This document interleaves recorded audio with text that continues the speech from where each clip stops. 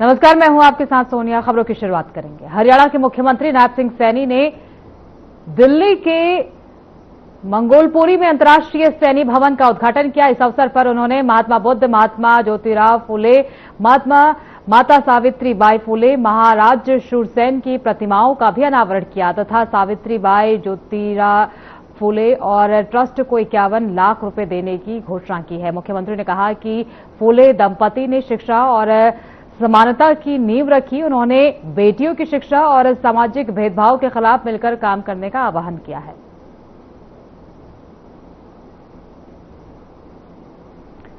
तो दिल्ली दौरे पर रहे सीएम नायब सिंह सैनी, तस्वीरें आपको दिखा रहे हैं। सीएम नायब सिंह सैनी ने एक कार्यक्रम का अनावरण किया। उसमें तमाम नेताओं ने उनकी मौजूदगी में कार्यक्रम में हिस्सा लिया और भव्य तरीके से सीएम नायब सिंह सैनी का यहां पर स्वागत किया गया है। कार्यकर्ताओं ने, उनके समर्थकों ने उनका फूल माला पहनाकर स्वागत किया है। तस्वीरें आपको दिखा रहे हैं।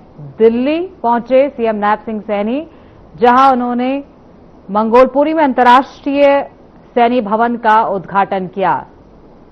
तो तस्वीरें आपको दिखा रहे हैं। सैनी भवन का उद्घाटन सीएम नायब सिंह सैनी की तरफ से किया गया है। पानीपत की गीता यूनिवर्सिटी में कैफे नंबर 14 में गैस सिलेंडर ब्लास्ट हुआ। हादसे में 3 कर्मचारी गंभीर रूप से झुलस गए और छात्र छात्राओं को जान बचाने के लिए भागना पड़ा। तो वहीं ब्लास्ट से कैफे का सामान और ढांचा जलकर राख हो गया। आग पर करीब 45 मिनट बाद काबू पाया गया। घटना सुरक्षा व्यवस्था की कमी उजागर करती है और प्रशासन जांच कर रही है।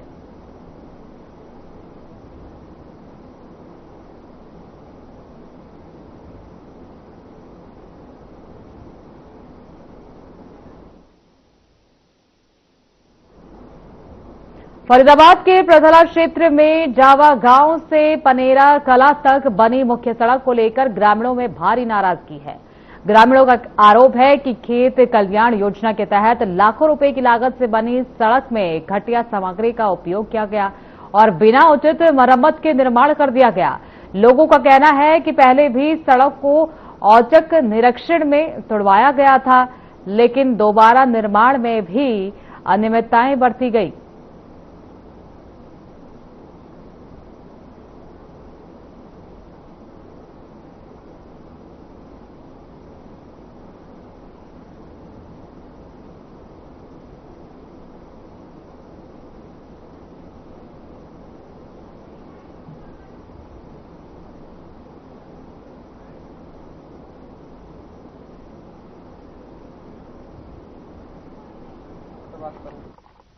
मेरा नाम रामपाल है। मैं एसडीओ पंचायती राज बल्लभगढ़।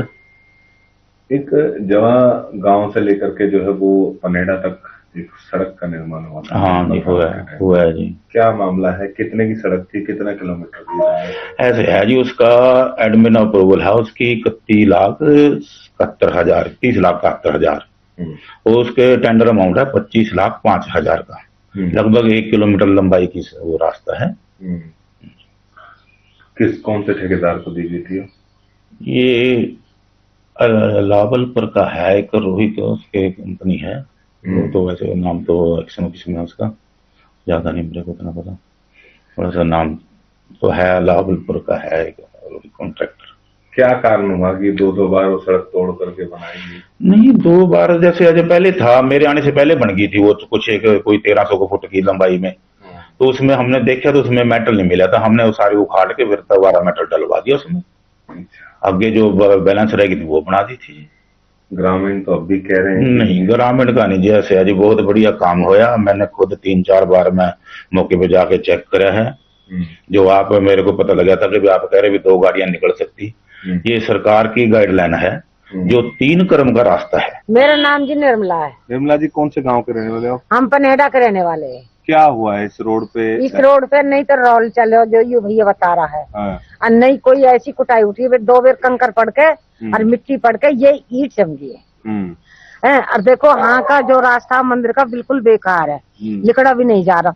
और जो अगाड़ी को रास्ता है, हाँ किसी की गाड़ी भी बंदे की पलट भी तो हमारे पास कटेगी। जयवाल रास्ता को बोल रही मैं। नहीं उसमें कंकर है भैया, नहीं इसमें हुआ बस उसमें खाली ईट लग देखो थोड़ी घड़ी में बूढ़ा मट्टी पड़ी। दो गाड़ी एक साथ नहीं निकल सकती ना, दो गाड़ी नहीं, आमने सामने से अगर दो नहीं नहीं, जो आपकी गाड़ी भी नहीं निकलेगी इसमें। अच्छा, आपकी गाड़ी बड़ी है ना, तो आपकी गाड़ी को तो चौड़ा चाहिए ना। सिंगल निकल जाएगी, डबल सिंगल निकल जाएगी, पर ये तो एक आ जाएगी, अरे एक इंगे तो जाएगी तो पता ही नहीं। चलो मैं प्रहलाद मास्टर से बात करूं, धन्यवाद। 22 फरवरी को तो शाम के श्री सनातन धर्म मंदिर में बाबा मोंगीपा हिंदू सेवा समिति द्वारा भव्य हिंदू सम्मेलन आयोजित किया गया, जिसमें क्षेत्र के गणमान्य नागरिक, समाज सेवी, श्रद्धालु और विद्यार्थी उपस्थित रहे।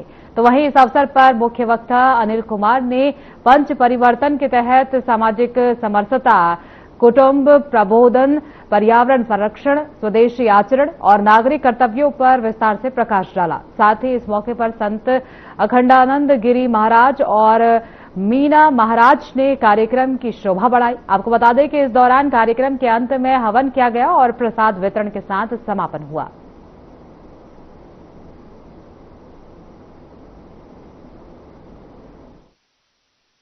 सम्मेलन राष्ट्रीय स्वयंसेवक संघ के द्वारा किया जा रहा है और पूरे देश में ऐसे कार्यक्रम चल रहे हैं। हिंदू को एक करना, और ये 5 परिवर्तन ऐसे लिए गए हैं। पर्यावरण से संबंधित लिया गया है, कुटुंब प्रबोधन लिया गया है, सामाजिक समरसता लिया गया है और स्वयं का बोध लिया गया है और स्वदेशी उपयोग करें, ऐसा आह्वान किया गया है कि पूरे देश में जो नागरिक हैं वो इसका उपयोग करें, इसको अपने अंदर धारण करें और बदलाव ला सके। और ऐसे कार्यक्रम चल रहे हैं और चलते भी रहेंगे, आगे भी जो है ये फरवरी मास में पूर्ण रूप से चल रहे हैं। आज का ये हिंदू सम्मेलन बाबा मोंगीपा सेवा समिति के द्वारा हिंदू सम्मेलन किया जा रहा है, जिसमें सभी समाज का सहयोग है और ये हिंदुओं में एकता स्थापित करने के लिए किया जा रहा है। आज का इस कार्यक्रम का उद्देश्य भी जो हमारा समाज बिखर चुका है उसको इकट्ठा करना है, उसको पर्यावरण के बारे में, परिवार के बारे में, सामाजिक समरसता के बारे में और अनेक तरह का जो हमारे रीति रिवाज जो हम छोड़ते जा रहे हैं उनको वापसी लाने के लिए किया जा रहा है। और इसका उद्देश्य भी यही है कि सारे हिंदू संगठित हों और अपना एकता प्रदर्शन दिखाएं। धन्यवाद। नारनौल के निजामपुर थाना क्षेत्र में एक युवक ने पेट्रोल पंप पर लूट की कोशिश की, लेकिन पंप पर कैश नहीं होने के कारण वे बिना लूट किए ही फरार हो गया। तो वहीं पेट्रोल पंप पर लगे सीसीटीवी फुटेज में युवक के हाथ में पिस्टल और ऑफिस में दराजों को खंगालते हुए देखा गया। इसके बाद आरोपी मोबाइल लेकर भाग गया, जिसके बाद पंप मालिक रतनलाल के बेटे राहुल ने पुलिस को सूचना दी और पुलिस आरोपी की तलाश में जुट गई।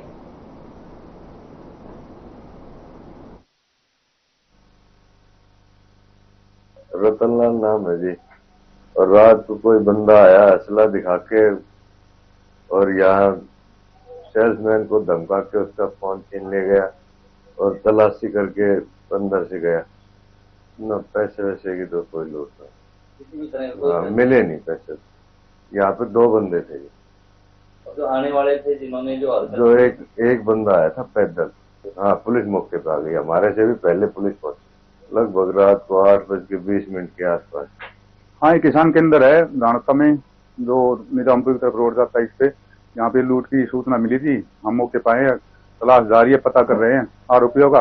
बाकी लूट की घटना नहीं पाई गई। तो साक्ष्य सामने आए, उससे खाली नकाबपोश आया था और धमका कर वापिस चला गया था। हथियार उसके हाथ में एक पिस्टल नुमा वो दिख रहा है, जिसकी शीघ्र कैमरा वगैरह ट्रैक करके और कार्रवाई अमल में लाई जाएगी। फरीदाबाद के सेक्टर 24 में हाल ही में हुए भीषण आगजनी की घटना में अब तक 5 लोगों की मौत हो चुकी है। घटना को लेकर सर्व कर्मचारी संघ हरियाणा के प्रदेश अध्यक्ष नरेश शास्त्री ने दुख व्यक्त किया और इसे प्रशासनिक लापरवाही करार दिया। इस दौरान उन्होंने आरोप लगाया कि सरकारी अस्पताल में इलाज के दौरान घायलों से 500 से 1000 रुपए वसूले गए, जबकि प्रशासनिक अधिकारी केवल निजी अस्पतालों में ही घायलों को देखने पहुंचे। शास्त्री ने मृतक फायरकर्मी और पुलिसकर्मी के परिवारों को 1 करोड़ रुपए मुआवजा और नौकरी देने की मांग की है।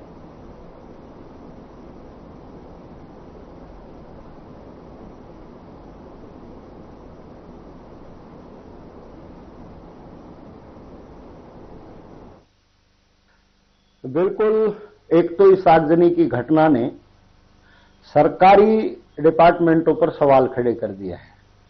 अगर सरकारी डिपार्टमेंट अलर्ट होते और वो ज्वलनशील पदार्थों को खुले आसमान में सड़क पर रखने से रोकते तो ये घटना नहीं होती, एक बात।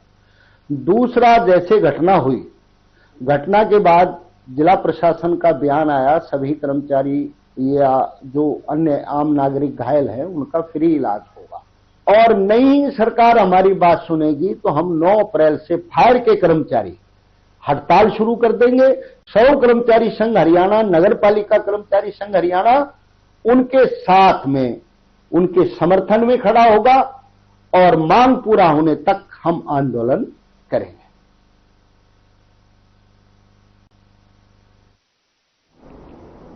फरीदाबाद के एनआईटी विधानसभा क्षेत्र में सड़कों पर भरे गंदे पानी से लोग बेहद परेशान हैं। स्थानीय निवासियों का कहना है कि ये समस्या पिछले करीब 15 सालों से बनी हुई है, लेकिन अब तक इसका स्थायी समाधान नहीं हुआ है। लोगों का आरोप है कि स्मार्ट सिटी कहे जाने वाले फरीदाबाद की जमीनी हकीकत कुछ और ही है। जगह जगह सड़कों पर गंदा पानी जमा रहता है, जिससे पैदल चलना और वाहन निकालना मुश्किल हो गया है। इस क्षेत्र से नीरज शर्मा विधायक रह चुके हैं और वर्तमान में सतीश फग्गन यहां से विधायक हैं। लोगों का कहना है कि कई बार शिकायत के बावजूद कोई ठोस कार्रवाई नहीं हुई। गंदे पानी से बदबू फैल रही है, मच्छरों की संख्या बढ़ रही है और संक्रामक बीमारियों का खतरा मंडरा रहा है। बच्चों, बुजुर्गों और महिलाओं को खासी दिक्कतों का सामना करना पड़ रहा है। स्थानीय लोगों ने प्रशासन से सीवर लाइन की सफाई, मरम्मत और जल निकासी की स्थायी व्यवस्था की मांग की है। इसके साथ ही लोगों ने चेतावनी दी है कि समस्या का जल्द समाधान नहीं हुआ तो वे बड़ा आंदोलन करेंगे।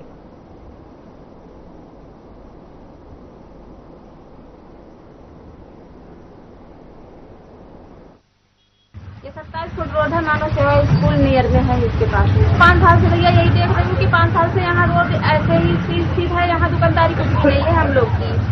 हमारा सारा पैसा इसी के चक्कर में डूब जा रहा है। कोई आता ही नहीं है, कोई कस्टमर यहाँ रुकना ही नहीं है, ना पानी की कोई सुविधा है। सीवर का पानी निकलता है, नाली का पानी इसी पे रोड पे निकलता है। अब आते तो हम वो भी इसी रोड से चल रहे हैं, उनको तो देखना चाहिए ना। हम लोग क्या कर सकते हैं, हम लोग तो खाली कंप्लेंट कर सकते हैं। भैया ये 27 फुट रोड है, मानव सेवा स्कूल वाला रोड है, मानी की डाल वाला रोड बोला है इसे ज्यादातर, और डब्बा गांव जाता है ये। इसमें जो समस्या है, ये यहाँ पे झील है और झील की वजह से ये पानी बढ़ता है। इसका कोई समाधान नहीं हो रहा है। निश्चित 2-4 दिन के लिए साफ सफाई कर जाते हैं, फिर वही परेशानी आ जाती है। ये समस्या खड़ी की खड़ी है, वैसे की वैसी, जैसी 10 साल पहले थी, आज भी 10 साल ऐसे ही है। दिक्कत इस मार्केट की खत्म है वैल्यू, और इस रोड पे दुकानदार भी बड़े परेशान है। रोड पे इस पे जो है दुकानदारी है ही नहीं। 2-4 दिन आते हैं, उसके बाद साफ करके चले जाते हैं, फिर उसके बाद वही प्रॉब्लम आ जाती है।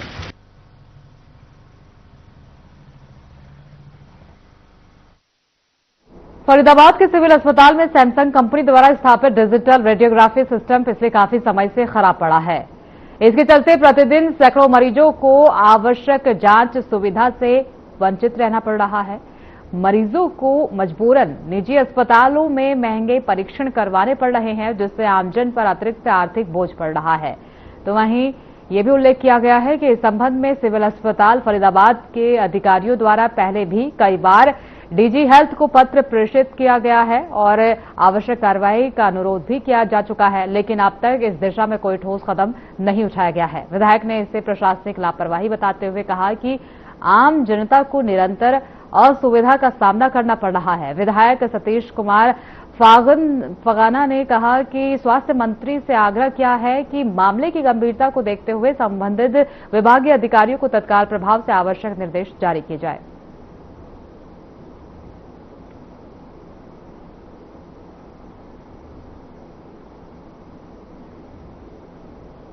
यमुनानगर के छछरौली क्षेत्र में एक प्रवासी मजदूर के मकान की नींव को रात के अंधेरे में जेसीबी से उखाड़ने का मामला सामने आया है।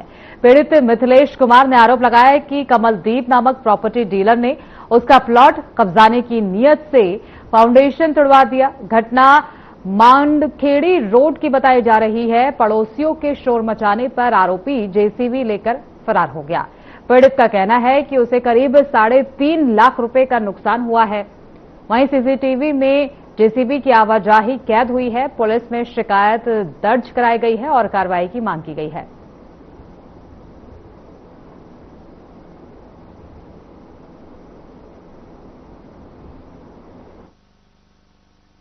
रात के टाइम में 1 बजे जब आवाज सुनी ना बाहर आए तो जेसीबी चल रही थी यहाँ पे, तो मैंने उसको आवाज भी लगाई, वहां भाई द्वार के इधर से ना पाड़ी मैं जो तुम्हारी चल रही है मशीन ये वो साथ ही चला गया, एकदम साथ ही भाग गया।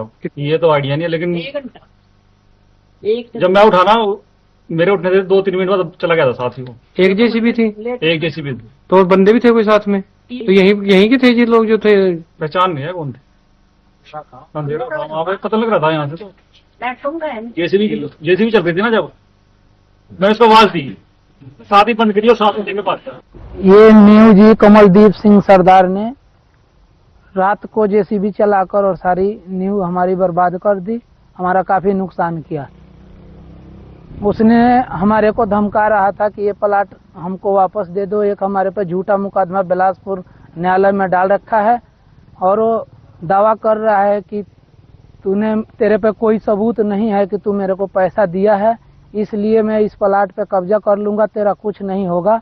और मेरा बहुत पहुंच है, ठीक, और दबंगी के साथ रात को जेसीबी चलाकर और सारा हमारा बर्बाद कर दिया है। इसमें हमारा जी 3-3.5 लाख रुपए का अब तक का नुकसान है।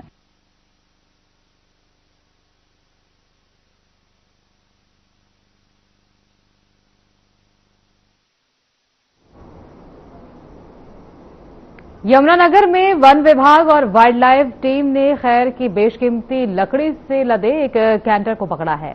कोट गांव के पास गुप्त सूचना पर नाका लगाया गया था। टीम को देखकर खैर माफियाओं ने रास्ता बदलकर साढ़ोड़ा के गांव फैजलपुर की ओर भागने की कोशिश की और बंद गली का फायदा उठाकर फरार हो गए। कैंटर की तलाशी में खैर की लकड़ी के 114 पीस बरामद हुए, जिन्हें पंजाब में बेचने की तैयारी थी। वाइल्ड लाइफ इंस्पेक्टर लीलू राम ने बताया कि 4 आरोपियों की पहचान कर ली गई है। लकड़ी जब्त कर आरोपियों की तलाश जारी है।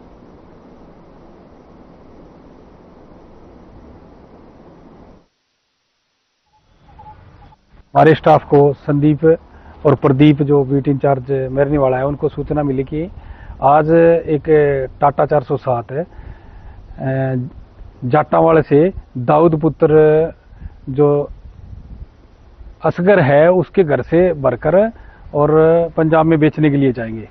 सूचना पाकर हमारा स्टाफ और फॉरेस्ट की स्टाफ एक संयुक्त टीम बनाकर उन्होंने हमारी जो कोर्ट के पास वन चौकी है जो उसके पास नाका लगाया गया और नाका लगाने के बाद लगभग 12:30 बजे हमारे स्टाफ को कैंटरा उस तरफ से आता दिखाई दिया जाटावाड़े की तरफ से। उन्होंने रुकवाने की कोशिश करी पर वो जो ड्राइवर है वो जोर जबरदस्ती वहाँ से गाड़ी को निकाल कर ले गया और लेदी होते हुए वो बिलासपुर से मछरौली होते हुए सडोरा निकल गया।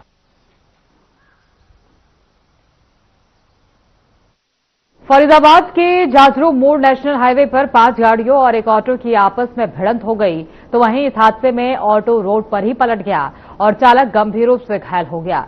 आपको बता दें कि इस दौरान हादसे के बाद नेशनल हाईवे अथॉरिटी की टीम ने मौके पर पहुंचकर घायलों को एम्बुलेंस के जरिए सिविल अस्पताल भेजा और रोड पर लगे जाम को भी खुलवा दिया, जिस पर जानकारी देते हुए टीम सदस्य महेश ने बताया कि उनकी पेट्रोलिंग के दौरान ऑटो पलटा हुआ था।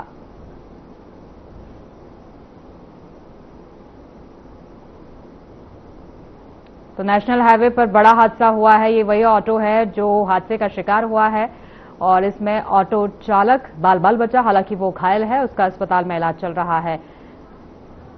फिलहाल ऑटो को कब्जे में ले लिया गया है।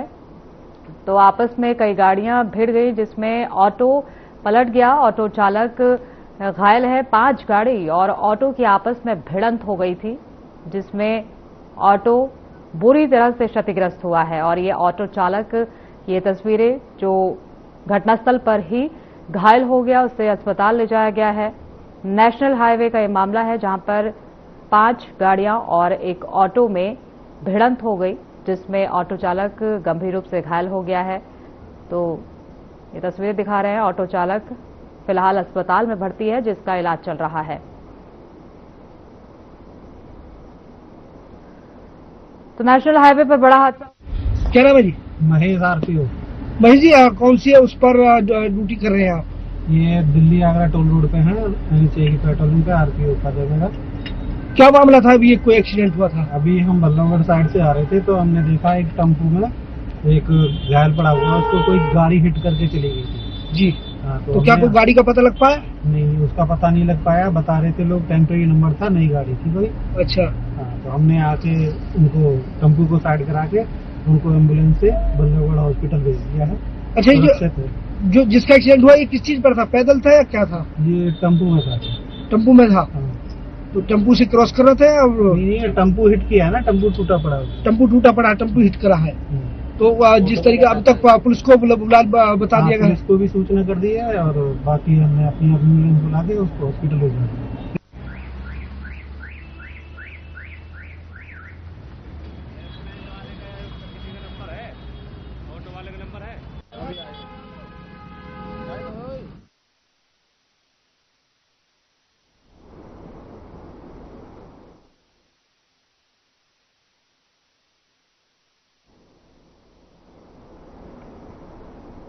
खबरों में फिलहाल के लिए इतना ही। आगे की तमाम खबरों के लिए बने रहिए हमारे साथ।